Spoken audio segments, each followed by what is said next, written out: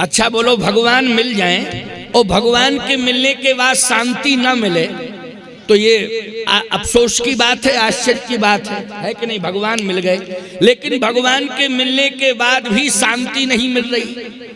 आपको भगवान मिल जाए और शांति ना मिले तो आश्चर्य करोगे। विभीषण जी ने कहा कि कहना क्या चाहते हो, हम समझ नहीं पा रहे। हनुमान जी ने कहा मैं ये कहना चाहता हूं कि भगवान मिल गए लेकिन शांति नहीं मिली। तो विभीषण जी ने कहा कि शांति मिलेगी कहां? शांति भगवान के पास आपको नहीं मिली तो लंका में मिलेगी क्या? आप लंका में आए, हनुमान जी बोले शांति की खोज करते हुए आए लंका में हम, और शांति की खोज के लिए ही हम लंका में आए। एक बात आपको बताएं, सीता जी भक्तों की दृष्टि से क्या है? भक्ति हैं। भक्तों की दृष्टि में सीता जी भक्ति हैं, ज्ञानियों की दृष्टि में सीता जी मुक्ति हैं, और वेदांतियों की दृष्टि में सीता जी शांति है। सीता जी क्या है? कहे शांति है। तो हनुमान जी ने कहा कि मैं शांति की खोज में आया हूँ, शांति रूपी सीता की खोज में आया हूँ। कहे लंका में आपको शांति मिलेगी, आपको रामादल में भगवान के पास शांति नहीं मिली लेकिन लंका में आकर के आपको शांति मिलेगी। हनुमान जी ने कहा सत्य तो यही है कि शांति रहती कहाँ है। पहली बात तो यह है कि शांति जो है लंका में आई है, और कौन सी शांति? बोले शांति रूपी सीता लंका में आई। लेकिन तुलसीदास जी कहते हैं सीता शीत निशासम आई। बोलो भाई, लंका में सीता क्या बन के आई हैं? बोले सीता शीत निशासम आई। लेकिन हनुमान जी कहते मेरी दृष्टि में सीता जी शांति हैं, आपकी दृष्टि में सीता क्या है? विभीषण जी ने कहा मेरी दृष्टि में सीता जी भक्ति है, भक्ति। और भक्ति भजन के प्रभाव से मिलती है। किसके प्रभाव से मिलती है? भजन के प्रभाव से भक्ति मिलती है। याद रखना, भजन के प्रभाव से भक्ति मिलती है। हनुमान जी ने कहा संत के प्रभाव से शांति मिलती है। इसलिए मुझे ऐसा संत मिल गया है कि विभीषण जैसे संत के प्रभाव से शांति रूपी सीता मुझे मिलेंगी। अर्थ समझ में आ गया? भजन के प्रभाव से भगवान मिलते हैं और संत के प्रभाव से शांति मिलती है। अर्थ निकल के आ गया ना? अर्थ तो तुम जानते हो लेकिन ये नहीं जानते थे जो मैं बता रहा हूं। अगर ऐसे अर्थ तुम जानते होते तो बुलाते ही क्यों हमको? क्या जरूरत थी? लेकिन समझ में आ गई बात कि हाँ स्वामी जी ठीक कह रहे। अब हे विभीषण जी महाराज, शांति रूपी सीता कहाँ रहती है? आप संत हैं, आपके माध्यम से मुझे शांति रूपी सीता मिलेंगी। तो युक्ति विभीषण सकल सुनाई, और चले पवन सुत विदा कराई। अच्छा तुम मेरे पास रोते हुए आओ और कहो महाराज जी हम बहुत परेशान हैं, शांति नहीं है, आप शांति दो। तो ईमानदारी से बताओ हमारी झोली में शांति रखी कि हम निकाल के तुम्हें दे दें? कि हम शांति के विक्रेता हैं कि तुम हमारे पास आए हो हम तुम्हें शांति सप्लाई करें? बोलो भाई। लेकिन सत्य यह है, आपको विश्वास है कि हम संसार में रिश्तेदारों के पास गए, व्यवहारियों के पास गए, बड़े बड़े तमाम प्रभावशालियों के पास गए, लेकिन किसी ने मुझे शांति नहीं दे पाई। विश्वास है कि संत के पास जाएंगे तो संत शांति की युक्ति मुझे बताएगा, और निश्चित है युक्ति के माध्यम से शांति मिल जाएगी। तो सीधी सी बात यह है कि संत युक्ति बताते हैं। क्या बताते हैं? युक्ति। और उसी युक्ति के माध्यम से क्या मिलती है दुनिया वालों को? बोलो, शांति मिलती है। इसलिए युक्ति विभीषण सकल सुनाई, और चले पवन सुत विदा कराई। जैसे हनुमान जी महाराज चलने लगे, विभीषण जी बोले रुको रुको रुको। एक बात तो कह ही नहीं पाया, ध्यान भूल गया था। हनुमान जी ने कहा क्या नहीं कह पाए हो? क्या ये नहीं कह पाया कि जहां पर शांति है वहां पर प्रवेश वर्जित है। अब लो, यही समस्या है। जहां पर शांति है वहां प्रवेश वर्जित है। हनुमान जी ने कहा ये प्रवेश वर्जित किसने किया? कहा जिसकी ये नगरी है, ये दशानन की नगरी है, और ये दशानन की नगरी है। दशानन ने कंचन नगरी के स्वामी वेदाध्यायी पौलस्त कुलभूषण दशानन, ये उनकी नगरी है। उनकी बिना आज्ञा के कोई प्रवेश नहीं कर सकता है। अब बताओ हनुमान जी रावण से आज्ञा लेने जाएंगे कि हमें जो है शांति प्राप्त करनी है, वो शांति जहां है वहां आपने लिख दिया प्रवेश वर्जित, तो अब हमें शांति चाहिए, शांति की अनुमति दो। तो रावण अनुमति देता क्या? नहीं देता रावण अनुमति। युक्ति विभीषण, फिर कहा प्रवेश वर्जित है, लेकिन युक्ति बता रहा हूं। युक्ति क्या? युक्ति बता रहा हूं। उस वाटिका में अगर कोई नारी का भेष बना करके प्रवेश करे तो प्रवेश मिल सकता है, जहां शांति रहती है। उसमें महिलाओं का प्रवेश है, पुरुषों का प्रवेश नहीं है। ये वार्ता किससे हो रही है? जरा जल्दी बोलो अगर कथा सुन रहे हो। ये वार्ता किससे हो रही है? हाँ, ठीक, बहुत अच्छी बात की है, क्योंकि हम सब जानते तो हैं ही हैं, हम ही तो बता रहे हैं, लेकिन पूछ इसलिए लेते हैं कि सुन भी रहे हो कि खाली बैठे ही भर हो, लेकिन सुन रहे हो, इसलिए पूछ रहा था मैं कि ये वार्ता किससे हो रही। तो आपने तुरंत कहा हनुमान जी की विभीषण जी की वार्ता लंका में हो रही। सुंदर कांड के अंतर्गत ये कथा है कि शांति जहां रहती है वहां प्रवेश वर्जित है। और शांति बताने वाला कौन है? शांति दिलाने वाला कौन है? शांति मिलती कैसे? युक्ति बताने वाला कौन है? कहा वो है संत। और संतों में भी विभीषण जी असली संत हैं, क्योंकि प्रतिकूल वातावरण में भजन कर रहे हैं। बोलो हैं असली संत कि नहीं? प्रतिकूल वातावरण में भजन कर रहे हैं, इसलिए असली संत हैं। तो हनुमान जी ने कहा कि युक्ति बताओ। का युक्ति यही है कि उस वाटिका में नारी का भेष बना के अगर कोई प्रवेश करे तो कोई रोक टोक नहीं है, जा सकता है। लेकिन पुरुष में केवल रावण प्रवेश कर सकता है, और रावण के अलावा कोई भी पुरुष प्रवेश नहीं कर सकता है। इसलिए समस्या यह है कि मत जाओ। हनुमान जी बोले जाएंगे तो विभीषण जी बोले फिर नारी बनना पड़ेगा। हनुमान जी बोले नारी वारी हम नहीं बनेंगे, हाँ हम नारी तो नहीं बनेंगे। कहे तो प्रवेश नहीं कर पाओगे। आहा, हनुमान जी ने कहा एक बात बताओ हैं कहां? वो कहे वाटिका में। वाटिका में? तो हनुमान जी ने कहा ऐसा है, हम बंदर हैं और बंदर के लिए किसी भी वाटिका में प्रवेश वर्जित है। जल्दी बोलो, है बंदर के लिए किसी भी वाटिका में बंदर को किसी वन में, वाटिका में, उपवन में अनुमति लेनी पड़ती है प्रवेश की, उसका अधिकार है। हनुमान जी ने कहा तो हम नारी नहीं बनेंगे, लेकिन बंदर हैं, बानर हैं। रुद्र देह तजने है बस बानर भय, हनुमान जान राम सेवा सरस समुझ कीनी अनुमान, पुरखाते लड़का भय हरते भय हनुमान। हनुमान जी ने कहा कि मैं बानर, तो बानर को तो अधिकार है। विभीषण जी ने कहा लेकिन अधिकार तो है, समस्या तो है। क्या समस्या? कहे जैसे ही बंदर बन के पहुंचोगे तो शांति अशांति में बदल जाएगी। ये भी है क्यों? बंदर बन की तो शांति किस में बदलेगी? अच्छा एक बात बताओ, इतनी सभा में आप लोग सैकड़ों की संख्या में बैठे, इतनी बड़ी सभा में, अच्छा शांति है कि नहीं? शांति है। लेकिन एक बंदर आ जाए तो अशांति। अरे हमारे पास आ जाए, हमें उठ के भागेंगे यहाँ से। बंदर से कुश्ती लड़ेंगे क्या यहाँ मंच पर? भागेंगे। अरे भैया बंदर आ गया, भागो यहाँ से। तो बोलो शांति में अशांति, बंदर पहुंचाओ शांति में अशांति। तो विभीषण जी ने कहा समस्या यह है कि बंदर बन के जाओगे तो प्रवेश तो मिल जाएगा, लेकिन जहां शांति है पहुंचे तो वहां अशांति। तो मतलब क्या है?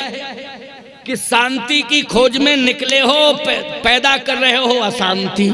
क्यों भाई? पैदा कर रहे हो अशांति और खोज में निकले हो शांति की। तो इसलिए बंदर बन के। और एक बात बता दूं, क्या सीता जी जब जनकपुर से अवधपुर में आई थी तो मैंने ऐसा संतों से सुना है कि सीता जी बंदर का फोटो देख करके बेहोश हो गई थी। सीता जी बंदर का फोटो देख करके बेहोश हो गई थी। अरे बंदर का अयोध्या में पहली बार फोटो देखा तो बेहोश हो गई, और ओरिजिनल बंदर देखेंगी तो क्या कंडीशन होगी? हनुमान जी बोले ये तो बड़ी समस्या है। अच्छा, राम जी भी कह रहे थे सिए बन, दशरथ जी महाराज भी कह रहे थे, कौशल्या जी भी कह रही थी सिए बन बसही। अरे तात कहीं भाती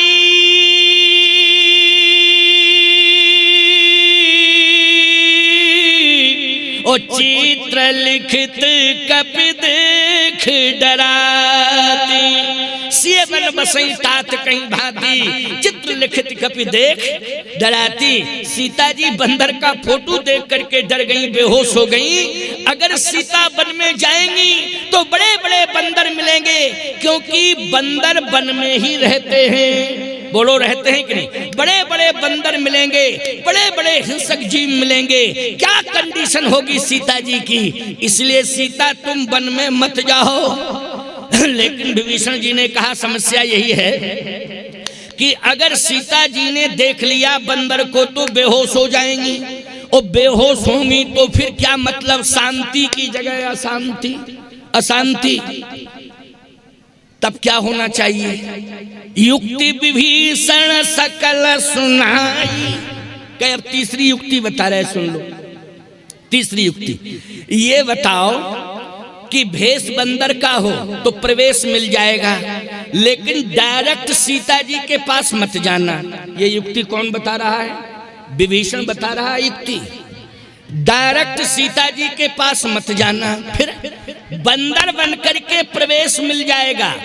लेकिन बंदर बन के प्रवेश करोगे तो बंदर का संबंध होता है शाखा मृग के बड़ मनसाई, शाखा ते शाखा पर जाए। बंदर का काम है कि किसी भी वन वाटिका में प्रवेश करे तो वो वृक्ष से संबंध रखे। तो सीधी सी बात, जिस वृक्ष के नीचे सीता जी बैठी हैं उसी वृक्ष के ऊपर बैठ जाना, किसी डाली पर। ये युक्ति किसने बताई? हाँ, ये युक्ति बताई है विभीषण जी ने। युक्ति विभीषण, इसी चौपाई को आधार बनाया ना मैंने। युक्ति विभीषण सकल सुनाई और चले पवन सुत विदा कराई। क्या है? कुछ है बेटा? क्या कहना चाहते? अच्छा, जल लाए हो, जल पियो। कै बजे तक कथा चलती है? 7 बजे से भी ज्यादा चलती है कि नहीं? अच्छा अच्छा, चलो 7 बजे तक तो चलेगी चलेगी। अभी 15 मिनट है, 7 के 7:15 भी बज जाएंगे तो कोई तुम लोगों को दिक्कत तो नहीं है? हाँ, तुम्हें क्या दिक्कत है? हमको दिक्कत नहीं है तो तुमको क्या परेशानी है? तुमको क्या परेशानी? जब हमको बोलने वाले को परेशानी नहीं तो सुनने वाले को क्या परेशानी? अच्छा, एक बात बताओ, भोजन बनाने वाले को परेशानी नहीं है तो पाने वाले को क्या परेशानी? भाई भोजन बना बनाया बढ़िया आ रहा है और फर्स्ट क्लास का मालपुआ, फर्स्ट क्लास का व्यंजन आ रहा है, तो फिर क्या बढ़िया स्वादिष्ट व्यंजन परोसे जा रहे हैं। अब बनाने वाले को जब दिक्कत नहीं है तो पाने वाले को क्या दिक्कत है? और बनाने वाले को दिक्कत बनी रहे लेकिन वो बना करके परोसने को तैयार है तो पाने वाले को कोई दिक्कत नहीं है। इसलिए आओ सुनो ध्यान से, युक्ति पर चर्चा चल रही है। शांति, ये संत समाज जो आज एकत्रित हुआ है, यज्ञ के माध्यम से जो चिंतन धारा चल रही है, एक भक्ति की धारा का प्रवाह हो रहा है, ये शांति प्रदान करने के लिए। क्या प्रदान करने के लिए? शांति प्रदान करने के लिए। ये इतना बड़ा आयोजन आपने रखा है, इतनी व्यापक व्यवस्थाएं आपने जो की हैं, ये केवल मात्र लक्ष्य है कि हम लोगों को शांति मिल जाए। और हनुमान जी भी महाराज भी तमाम कष्ट सह करके देखो, कहाँ सुरसा मिली, सिंह का मिली, जाने क्या क्या मिले तमाम, लेकिन फिर भी हनुमान जी शांति की खोज में निकले थे कि जहां मिलेगी शांति वहीं जाएंगे, कहीं भी मिले खोज के लाएंगे शांति को, शांति का पता लगाना है। लेकिन बिना संत के युक्ति के शांति मिलने वाली नहीं है। इसलिए चाहे जितने उपाय तुम कर लेना, चाहे जितने बड़े बड़े धार्मिक अनुष्ठान तुम कर लेना, लेकिन जब तक तुम किसी संत से नहीं जुड़ जाओगे तब तक तुम्हें शांति मिलने वाली नहीं है। क्योंकि शांति की युक्ति बताने वाला अगर कोई संसार में है तो वो संत है। बोलो है संत की नहीं? मैं एक बात कहता हूं, तुम्हारे परिवार में 10-20 लोग रहते हैं तो कहते हो महाराज बड़ा परिवार है इसलिए शांति कम रहती है, बड़ा परिवार है। लेकिन हम लोगों के स्थान पर तो हजारों लोग रोज आते जाते हैं, भोजन करते हैं, रहते हैं 400-500 लोग। बोलो भाई, लेकिन फिर भी हमसे पूछो तो हम यही कहेंगे आनंद नहीं परमानंद, आनंद नहीं परमा। क्योंकि जिंदगी जीने की युक्ति हमने सीखी है, जिंदगी जीने की युक्ति हमने सीख ली है। इसलिए 100-200 नहीं, 500 नहीं, हजारों के बीच में भी शांति का अनुभव करते हैं। ये संत का स्वरूप है, ये संत की पहचान है। इसलिए आज यज्ञ के माध्यम से आप सबको शांति का संदेश देने के लिए आया हूं कि शांति कैसे मिलेगी। विभीषण जी ने कहा एक काम करना, तीसरी युक्ति क्या, शांति मिलेगी। लेकिन तीसरी युक्ति यह है कि आप डायरेक्ट मत जाना, बंदर बन के तो जाइए लेकिन सीता जी के सामने मत जाना, नहीं तो शांति में अशांति। फिर जिस वृक्ष के नीचे सीता जी बैठी हैं उसी वृक्ष की डाली पर बैठ जाना और पत्तों में छिप जाना। अच्छा तो छिपे छिपे क्या करेंगे, शांति मिल जाएगी क्या? छिपे छिपे कुछ काम तो करना पड़ेगा। कह सुनिए तो सरकार, सुनो सुनो, पहले घबराओ नहीं इतनी जल्दी, शांति। देखो उपदेश सुनना चाहिए शांति का, शांति ऐसे सुनना चाहिए कि नहीं, शांति से ही सुनना चाहिए। तो सुनो, हनुमान जी बोले हाँ सुनाओ। क्या? आप जब मेरे पास आए तो आपकी वाणी में औषधि है। कैसी औषधि? चाहे जितनी बड़ी बेचैनी क्यों ना हो, लेकिन आपकी वाणी में वो तत्व विद्यमान है, वो औषधि है जिसको कहते हैं कथामृत। कथामृत क्या है? कथामृत आपकी वाणी में है। क्योंकि हमारा आपका कोई परिचय नहीं था, लेकिन आपकी वाणी से जब मैंने कथा सुनी तो मेरी व्यथा दूर हो गई। तब हनुमंत कही सब राम कथा निज नाम। हनुमान जी जब आपने राम कथा कही तो राम कथा सुनकर के मैं इतना आनंदित हो गया कि मुझे ऐसा लगा कि मुझे राम नहीं मिले हैं, लेकिन राम कथा में मुझे राम का दर्शन हो गया है। राम कथा के माध्यम से मुझे राम मिल गए। तो सही बताओ, तुम्हें राम नहीं मिले लेकिन राम कथा मिल गई कि नहीं मिल गई? और राम कथा सुनते सुनते सुनते सुनते बीच में ये अनुभव हो जाता है कि नहीं हो जाता कि अब राम प्रकट हो गए, अरे राम जी तो सामने खड़े। बोलो अनुभव होता है कि नहीं होता है? तभी तो मन की एकाग्रता है। तो विभीषण जी कहते आपकी वाणी में वो तत्व है, आपकी कथा ये अमृतमयी है, इसे सुन करके शांति प्राप्त ही नहीं होगी, शांति तो आपके सामने प्रकट हो जाएगी। और शांति प्रकट ही नहीं होगी, बल्कि शांति के पास जो भी होगा वो सब आशीर्वाद में वरदान देकर निछावर कर देगी। शांति इतनी प्रभावित हो जाएगी। और बोलो वाणी के माध्यम से शांति रूपी सीता से हनुमान जी ने सब कुछ ले लिया कि नहीं ले लिया? सब कुछ ले लिया। कथाएं तो वही हैं, रोज रामायण की पढ़ो, बालकांड से लेके उत्तरकांड तक, लेकिन व्याख्याएं विभिन्न प्रकार की हैं। व्याख्याएं जो है विभिन्न प्रकार की हैं, और जो व्याख्याएं मानस की विभिन्न प्रकार की होती हैं, याद रखना वो स्वाध्याय से नहीं होती हैं, वो प्रभु की कृपा से। अभी मैं बैठा हूं, कोई देख के पढ़ के थोड़ी आया हूं।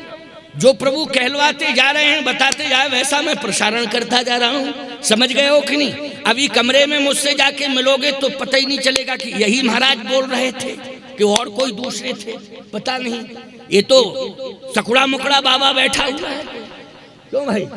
है कुछ पता ही नहीं चलेगा। ये मैं थोड़ी बोल रहा हूँ, न कोई मेरा शब्द है, ये जो भी है भगवान की कृपा है। सरस्वती माँ कृपा तब करती हैं जब भगवान कृपा कर देते हैं। कहती हैं सरस्वती जाओ जुहुआ पर बैठ जाओ।